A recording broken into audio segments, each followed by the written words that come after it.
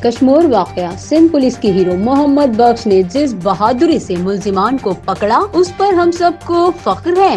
मोहम्मद बख्श अपनी बेटी की मदद से किस तरह मुल्जिमान तक पहुंचने में कामयाब हुए, आइए उन्हीं की जुबानी सुनते हैं। लोग जो हैं रास्ते से मुझे इस्तकबाल कर रहे थे कि आपने बहुत अच्छा काम किया है, एक वहशी दरिंदे को पकड़ा है और अपनी बेटी को दाव पे लगा के, तो मेरी यही कहा कि भाई हम सिंध के लोग हैं, मेहमान नवाज हैं, वो 10 दिन हमारे घर में रही है, रोएगी, हमारे सारा ख़ानदान मर जाए तो मैं इसको नहीं छोड़ूंगा। 31 तारीख को ये तबस्सुम बेगम आई थी मेरे थाने पे, तो वहाँ मेरा बड़ा मुंशी हेड मोरर बैठा था।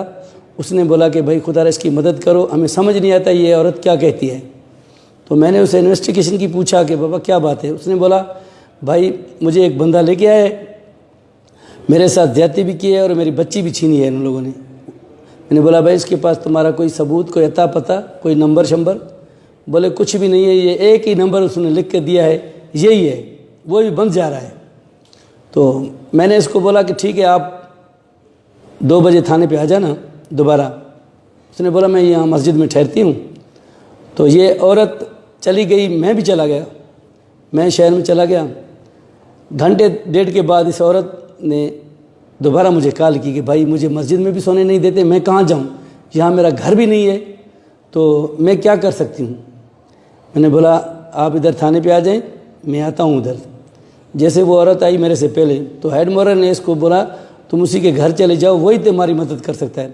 एक सिपाही उसको साथ देकर उसने मेरे घर में भेज दिया औरत को। जब औरत मेरे घर में आई तो वो उधर रो रही थी। तो दोबारा मुझे बच्चों ने कॉल की कि भाई ये औरत आई है, एक रो रही है, इसके साथ बहुत जुल्म हुआ है। उसने पूरी हमें कहानी बता दी है, सुबह भी रोती थी, शाम को भी रोती थी। तो मेरी बच्चियों को बोलती थी आप कैसे बच्ची हैं, मेरी बच्ची भी ला दो। मेरे छोटे छोटे बच्चे थे, उनके साथ वो कह रही थी। तो मेरी बच्ची ने बोला, मैंने इनको जब बोला कि भाई तुमको ये करना है, बोले बाबा आप इजाज़त देते हैं तो हम करेंगे। फिर खैरुल्लाह का नंबर खुला हुआ था, जिस नंबर पे मैंने चेक किया तो खैरुल्लाह के भाइयों का नाम आ गया उधर, उनके सिमों का नंबर निकाला। फिर खैरुल्लाह के भाई से मैंने बात की कि भाई मैं एरिया मैनेजर हूँ, कि फलात प्रोग्राम के आपके 50,000 हमारे पास आए हैं इस नंबर पे, ये शनाख्ती कार्ड नंबर है, ये मोबाइल नंबर है, आप हमारे से ले लें। तो उसने बोला मैं सर बाहर हूँ, 1-2 दिन में आ जाऊँगा। मैंने 2 दिन उसकी वेट की। तो 2 दिन के बाद फिर मैंने उससे बात की। बोलता है ऐसे ही 25,000 तुम रखो, 25,000 हमारे को दो। मैंने बोला ऐसे नहीं होगा, आपकी थंब चाहिए, मुझे शनाख्ती कार्ड चाहिए। रखता तो मैं 50,000 रखता ना, तेरे को क्यों बोलता कि तुम ले जाओ। तो आप आ जाएं, आपकी सख्त ज़रूरत है हमें, जब भी आ जाएं, लेकिन जल्दी आ जाएं। मैंने बोला ये आ जाएगा तो मैं उस मंजिल तक पहुंच जाऊंगा, लेकिन वो नहीं आया। इस दौरान अपना खैरुल्लाह का नंबर खुला हुआ था। जैसे खैरुल्लाह का नंबर खुला तो मैंने उस औरत को बोला कि भाई इससे बात करो। तो खैरुल्लाह से बात की कि भाई मेरी बच्ची दे दो और खुदा के वास्ते। खैरुल्लाह ने इसको बोला कि तुम्हारी बच्ची मेरे पास नहीं है, उसके पास है। भाई उसका नाम जाना पहचाना न, अपना नाम बता रहे थे न पता बता रहे थे। तो उसने बोला कि उसका नंबर तो बंद जा रहा है। औरत ने बोला, इसने बोला भाई नंबर मैं तेरे को देता हूँ, उसका नंबर ये खुला है, उसने मेरे को भी गाली दी है। थे तो एक ही मतलब इकट्ठे थे। जैसे उसने नंबर दिया तो मैंने नंबर लिखा और उसको ट्राई किया, औरत को बोला इस नंबर पे कॉल करो। जैसे इसने कॉल की तो उसने फ़ौरन इसकी बच्ची के साथ बात करवाई। मैंने बोला ये तो इकट्ठे बैठे हैं, एक बंदा नंबर देता है तो दूसरा बच्ची से बात करवाते, तो एक ही जगह पे है। तो मैंने बोला, बच्ची ने झटके में बोला मम्मी मुझसे बहुत इन्होंने ज़्यादती की है, मैं तो मर रही हूँ। तो इसको बच्ची को दोबारा इसने मारा। बोला ऐसे नहीं बोलो, बोलो मेरी तबीयत ख़राब है। तो मेरे बच्चे रो रहे थे, बोलते इतनी ज़्यादती की होगी तो ये बड़े ज़ालिम है। मैंने बोला ठीक है कोई बात नहीं। उससे बोला, फिर खैरुल्लाह ने बोला नहीं, वो क्या नाम है अपना, रफ़ीक ने बोला कि औरत ला के दो तो तेरी बच्ची वापस करूँगा मैं। मैंने इसको बोला तुम बोलो कि 2-3 सब्र करो, 2-3 दिन, अभी मेरे से औरत तो मिलेगी नहीं, मैं कराची में हूँ। ये बोलता है मैं भी कराची में आया हूँ, जना में हूँ, तुम किधर हो? तेरी बच्ची को बोला मम्मी हम भी कराची में आए हुए हैं। इसने बोला मैं तो कराची में हूँ लेकिन आप तो मुझे नज़र नहीं आ रहे। तो उसने बोला जब तक औरत नहीं लाओगे बच्ची नहीं दूंगा, तेरे को भी मार दूंगा, तेरी बच्ची को भी मैं गला काट दूंगा। तो मैंने बोला इसको बोलो कि 2-3 दिन सब्र करो, हम कोई औरत देखें। फिर मैंने बंदोबस्त किया, मैंने कहा लेडीज़ पुलिस ले आऊँ, घर में रखूँ उसको, ताकि ये काम वही कर सकती है। लेकिन लेडीज़ पुलिस मुझे नहीं मिली। बस मैं ये तय कर दिया कि बस अपनी बीवी से बात की, मैंने बोला ये तुम्हें कारनामा करना है। उसने बोला इंशाल्लाह आप बोलते हैं तो मैं कर दूंगी। बीवी से क्या बोला था? मैंने बोला तुम इसके साथ बात करो, इसको दिलासा दो, इसको जाल में फंसाओ, जैसे वो बोलता है तुम ऐसे करते जाओ। इस औरत ने बोला कि भाई 3 दिन के बाद बोले वो औरत मुझे एक हाथ आ गई है, वो नौकरी के लिए तैयार है, तो वो बहुत आपकी तारीफ़ कर रही है कि आप अच्छे आदमी हैं। उसने बोला ठीक है, उस औरत से बात कराओ मेरी बीवी ने उससे बात की। बोलता है हेलो जानू, क्या हाल है, खुश हो, कैसे हो, कहाँ पे हो? मेरी औरत ने बोला कि मैं कराची में हूँ। उसने बोला ठीक है। तो दोबारा बंद करके फिर उसने रिंग कर दी दोबारा। बोलता है तुम अपना नंबर दे दो। मेरी बीवी ने बोला भाई नंबर तो मेरे पास नहीं, मैं तो गरीब हूँ, मोबाइल होती तो तेरे पास नौकरी तो नहीं करती ना, मैं तो नौकरी के लिए तड़प रही हूँ। बोला तुम्हारी उम्र कितनी है? बोले उम्र मेरी 22 साल है। फिर दूसरे दिन मैंने इसको अपनी बच्ची से बात करवाई। जब मैंने बच्ची से बात करवाई तो ये फ़ौरन बोला कब आ रहे हो? मेरी बच्ची ने बोला हम कहाँ हैं, मुझे तो पता ही नहीं है ना, आप बताएं, हम तो कराची में रहते हैं, ना आपका नाम का पता है ना एड्रेस का पता है, कहाँ पे आएँ, कैसे आएँ? बोले आप कैंट पे चले जाएं, वहाँ से मरी कोच में बैठे या डोमकी कोच में, वो आपको उतार देगी कश्मीर में या तो देरा मोड़ में, जहाँ भी आप उतरे। उन्होंने बोला हमने देखा नहीं है, आप उधर खड़े हो जाना, हम आ जाएंगे। तो सुबह मैंने नमाज़ पढ़कर गया, बच्चों से पूछा कि भाई सुनाओ फ़ोन शोन किया है उसने? बच्चों ने बोला कि हाँ उसने फ़ोन किया है। कि कहाँ पे? मैंने बोला उसको बोलो कि हम कश्मीर पहुँच गए हैं, होटल में बैठे हैं। तो दोबारा उसने पूछा कि कौन से होटल में बैठे हैं? तो मैंने बोला उसको बोलो कि मरी कोच के साथ ही होटल है, हम उधर ही बैठे हैं। हम उधर बच्ची को बोला जल्दी आ जाओ। उस औरत के साथ मेरी बच्ची आ गई। जैसे बच्ची आई वो बैठे थे उधर, तो ये होटल में नहीं आया। मैंने समझा इसने मेरे को देख लिया है या कोई ऐसा चाल माल कर दिया है। फिर ये बोलता है कि सिटी पार्क में आ जाओ। फिर मैं होटल से हट गया, बहरे को बोला कि भाई मेरे बच्चों को रक्षा करके दो, ये किराया दे दो उनको बोलो कि सिटी पार्क में उनको छोड़ कर आओ। फिर मैंने बंदोबस्त किया। 2 हमारे साथी थे जिन्होंने मेरे साथ नमाज़ पढ़ी थी।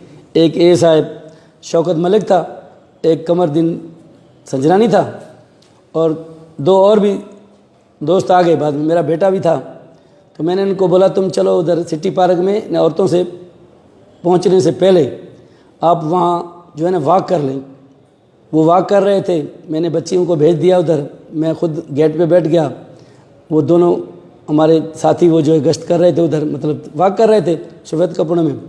वहाँ सिटी पार्क का एक दूसरा भी गेट था, छोटा था, उधर मैंने अपने बेटे को बिठा दिया और एक बंदे को भी बिठा दिया। तो मैं पिस्टल उठा रहा था। मेरी बेटी ने बोला बाबा तुम जज्बाती हो, कहीं वो मुझे हाथ दे, आप ना बर्दाश्त कर सके तो शूट कर देंगे, तो हम तो गरीब हैं, मर जाएंगे। मैंने बोला ऐसी कोई बात नहीं है, चेनी पिस्टल नहीं उठाओ, ऐसे चलते हैं, कोई बात नहीं। अगर वो भाग गया तो मैं नहीं छोड़ूंगी इंशाल्लाह, मैं उसके गले में पड़ जाऊंगी, उसको जफ्फी लगाऊंगी, कपड़ों से पकड़ूंगी, छोड़ूंगी नहीं। बाबा तुम मेरे पे भरोसा करो। मैंने बोला ठीक है। तो ये बैठ गया, ये आ गया, दोनों आके चक्कर लगा के देख गए कि पुलिस तो नहीं है। फिर खैरुल्ला जो था वो किसी होटल में बैठ गया, हमने उसको नहीं देखा। इसको उतार दिया, ये पैदल आ रहा था सिटी पार्क की तरफ। इसने फ़ोन किया उस औरत को, तो उसको बोला कि उस लड़की को दो फ़ोन। मेरी बेटी को उसने बोला कि तुम बाहर आ जाओ। मेरी बेटी ने बोला कि भाई हम बाहर आ जाएं, कैसे आ जाएं, हम तो तुमको जान पहचानते भी नहीं हैं, तो आप सिटी पार्क में अंदर आ जाए, हम बैठे हैं, अकेले ही बैठे हैं और तो कोई नहीं है, आप आएंगे हमसे मिलेंगे तो हम आपके साथ चलेंगे ना। तो उसने ऐसे हाथ किया, हिला दिया। मेरी बेटी ने बोला आ जाओ हम आएँ। तो जैसे उसने ऐसे हाथ किया तो मैं फ़ौरन गेट पे पहुंच गया। तो ये गया उधर मेरी बेटी के पास, उसको बोलता है तुम नौकरी करोगी? तो मेरी बेटी ने बोला हाँ मैं नौकरी करूँगी। तो इसने बोला अपना निकाब तो हटाओ ना। जैसे उसने निकाब मेरी बेटी ने हटाया तो वो देख रहा था, तो उससे औरत से पूछा कि तुम ये सिंधी लाया हो? ये तो सिंधी है लड़की।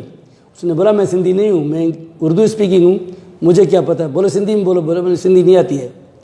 जैसे वो मतलब हिलने की कोशिश करा, मेरी बेटी ने उसको इधर से पकड़ा, हम भी पहुँच गए, पकड़ के उसको थाने पे ले आए। थाने पे ले आया, मैंने उसको बोला कि भाई बच्ची दे दो। बोलते बच्ची सही मेरे पास तो नहीं है, खैरुल्लाह के पास है। मैंने तुम्हारी रिकॉर्डिंग है, मैंने तुमसे रात बात की है। तो जो ASI मलिक था उसने बोला तुम 1 मिनट इसको छोड़ो, मैं इससे बात करता हूँ। मलिक उसने बात की, उसने बोला कि भाई तुम लड़की दे दो, इसकी तेरे से जान मैं छुड़वाता हूँ, अभी इधर ही तुमको छोड़ देते, तुम चला जा, हम जाने खैरुल्लाह जाने। तो इसी में फिसल गया, बोलते हुए लड़की मेरे घर में है।